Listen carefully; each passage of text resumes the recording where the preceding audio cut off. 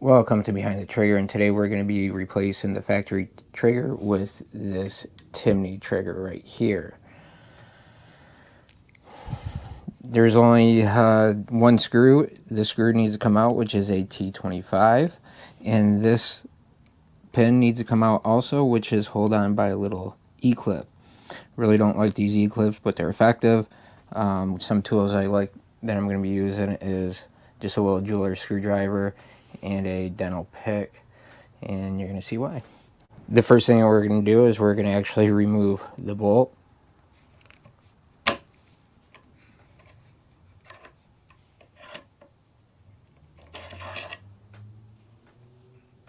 Then we're going to take our T25 bit and we're going to remove this screw holding it in, which is not very tight.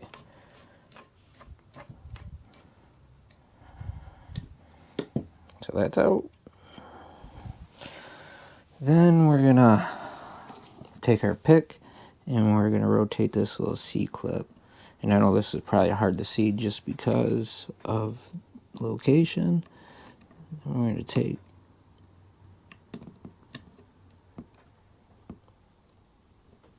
a little screwdriver, we're going to pop that up a little bit.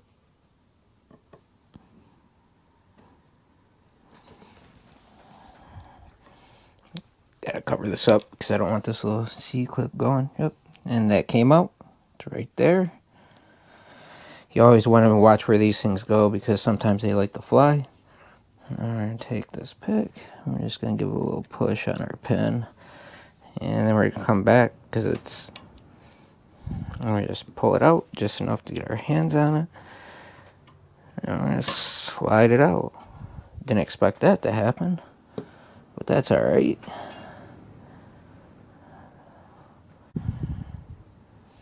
Oh, you want to know what? This is part of the factory trigger that's not used. So we just take our Timney trigger, drop it down, just like that. We reinstall our rear pin.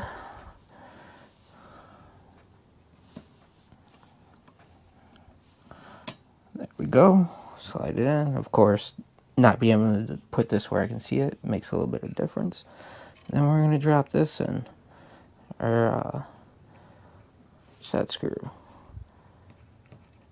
Getting going by hand. And we're just going to put it in there. We're not going to over tighten this. We're just going to snug it up because factory trigger was not that tight. So we're just going to give it a little oomph, and we're there. Now we just got to install this little C-clip.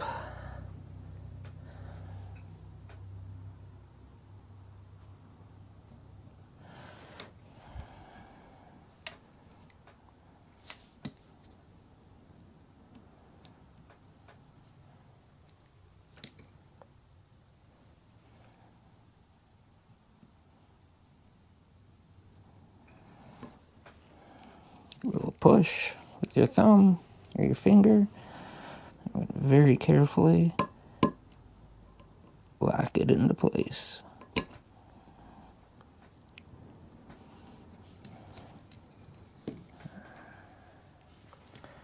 I have a flat blade bit right here. And there you go. Trigger is installed.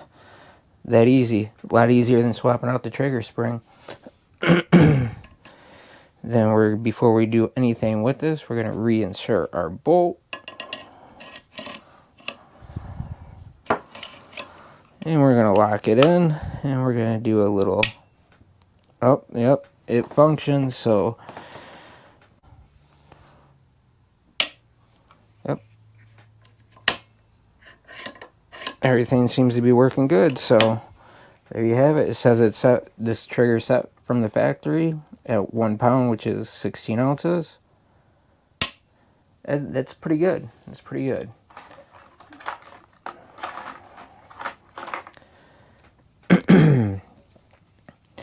Let's put this right. This bottom set screw right here is actually the way to pull.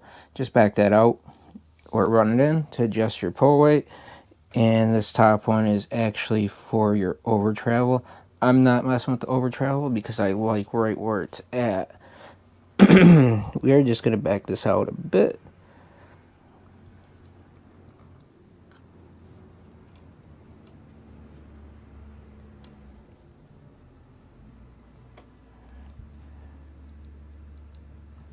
And there you go. I do want to note this because I didn't expect this to fall out of the trigger.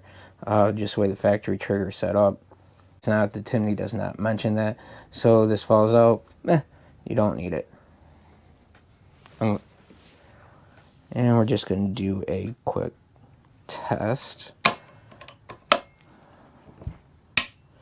I think that's going to be good. You are going to want to do a bump test with this, and all you got to do is take an empty cartridge, put it in there, and tap on the back side of it. I'm going to leave this set up the way it is right now. I want to run this trigger a little bit, see how it's going to do. And I'm going to be putting a 10% overpower firing pin spring in. That'll probably be my next video. Till next time.